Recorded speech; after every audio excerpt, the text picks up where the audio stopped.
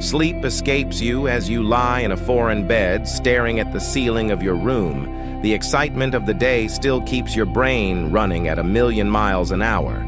After a quick breakfast, you had played some squash before a quick dip in the swimming pool and a nice haircut, so you looked your best for the decadent feast that was dinner. You scoffed down oysters, roast beef and chicken, whilst enjoying conversation from some of the most successful businessmen and journalists of the time. It's no wonder, really, that you can't sleep. But as the minutes drag into hours, sleep creeps upon you. As your eyes begin to close, there is a huge crashing sound from below.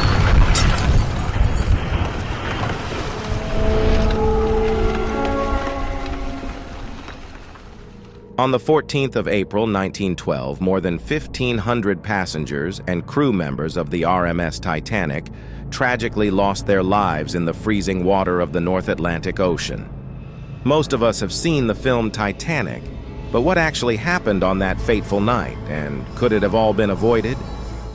Let's take a step back in time to the early 1900s, to a time when transporting wealthy individuals and immigrants across the Atlantic Ocean was a highly profitable business. The two biggest shipping lines at this time were White Star and Cunard, both boasting great vessels and trying to outdo each other with every passing advancement in the field. But in the summer of 1907, Cunard seemed poised to increase its share in the market with the debut of two new ships, the Lusitania and the Mauretania, which were both scheduled to enter service later that year. These two ships were attracting great attention for their expected recording-setting speed. The chairman of White Star, J. Bruce Ismay, decided he could not take this loss on the chin and met with William Peary, the boss of the shipbuilding company Harland and Wolff, who constructed most of White Star's vessels. Together, the two men devised a plan to build their own state-of-the-art liners that, instead of boasting great speed, would concentrate on being as luxurious as possible. It was eventually decided that three great ships would be built: the Olympic, the Britannic, and the Titanic. It wasn't until 1909 that work began on the Titanic, but the builders seriously had their work cut out for them. The Titanic and the Olympic were built side by side. The sister ships were largely designed by Thomas Andrews, who was head of the drafting department at Harland and Wolff. He was an experienced naval architect who had worked his way up through the ranks at the company. Part of Andrews' job was to join all of his ships on their maiden voyages in order to observe ship operations and spot any necessary improvements. The Titanic was no different. Sadly, Andrews passed away when the Titanic sank. He was so sure of his ship that he remarked to a friend that the Titanic was as nearly perfect as human brains can make her. It was only hours later that tragedy unfolded. In an effort to make the Titanic as luxurious as possible, it featured an immense first-class dining saloon, 4 elevators, and a swimming pool. But it wasn't just the super-rich who experienced a taste of the high life. The second-class accommodations were comparable to first-class features on other ships, and even the third class, although modest, was still noted for its relative comfort, as well as being kitted out with the most luxurious of extras.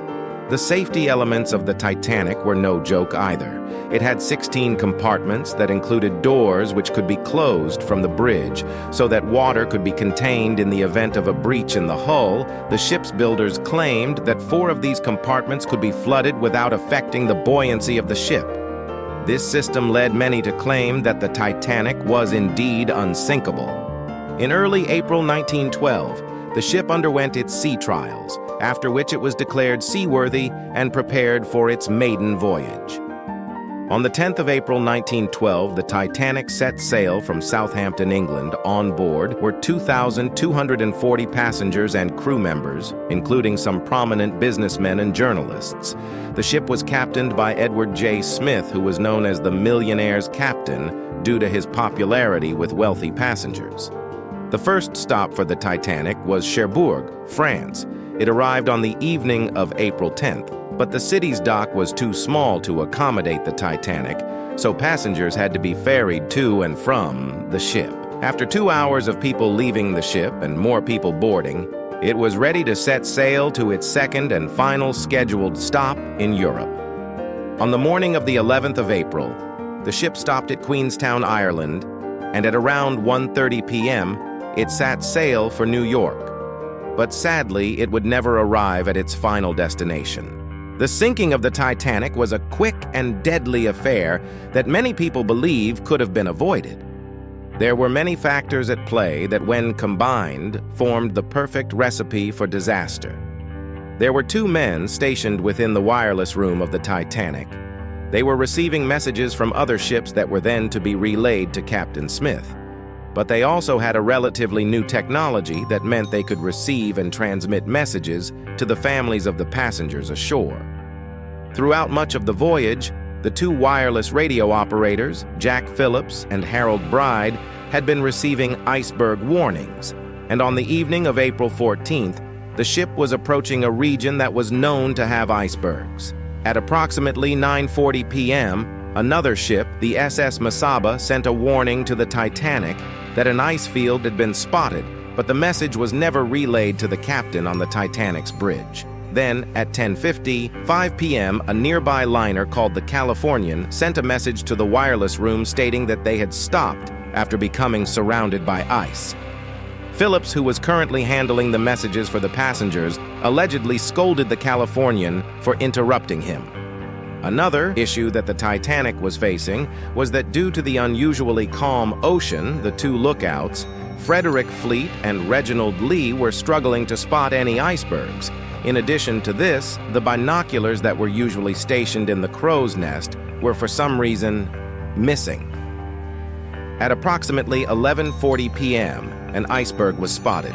Straight away, the bridge was notified, and First Officer William Murdoch shouted out two orders instantly: "Hard a starboard and reverse the engines."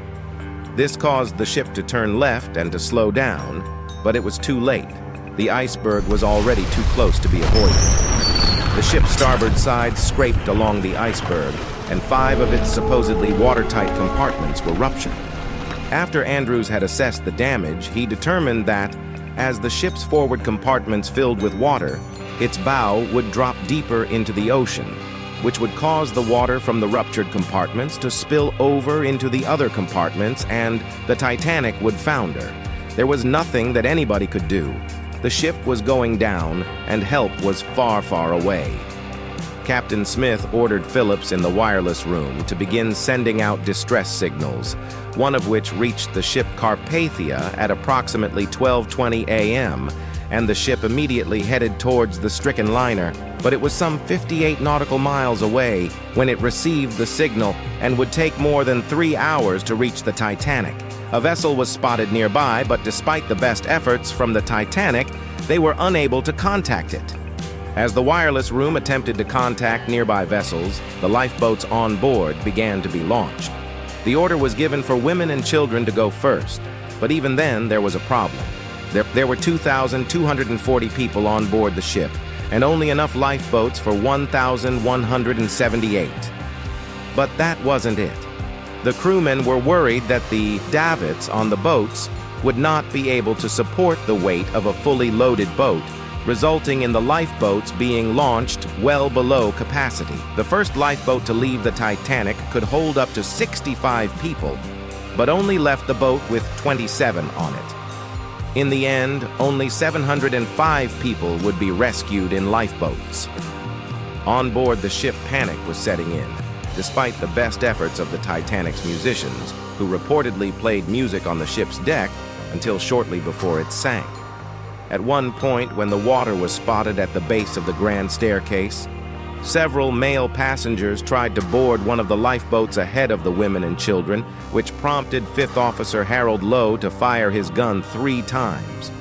By 2 a.m., the propellers at the stern of the ship were visible above the water, which was placing an incredible amount of strain on the midsection, and there were only 3 collapsible lifeboats remaining on the ship. Captain Smith released the crew from his command, announcing that it was every man for himself, before he retreated to the bridge and proceeded to go down with the ship. Shortly afterwards, the lights went out across the whole ship and it broke in 2, with the bow plummeting underwater. The stern momentarily settled back in the water before again rising upwards, eventually becoming vertical, Before that, too disappeared beneath the Atlantic.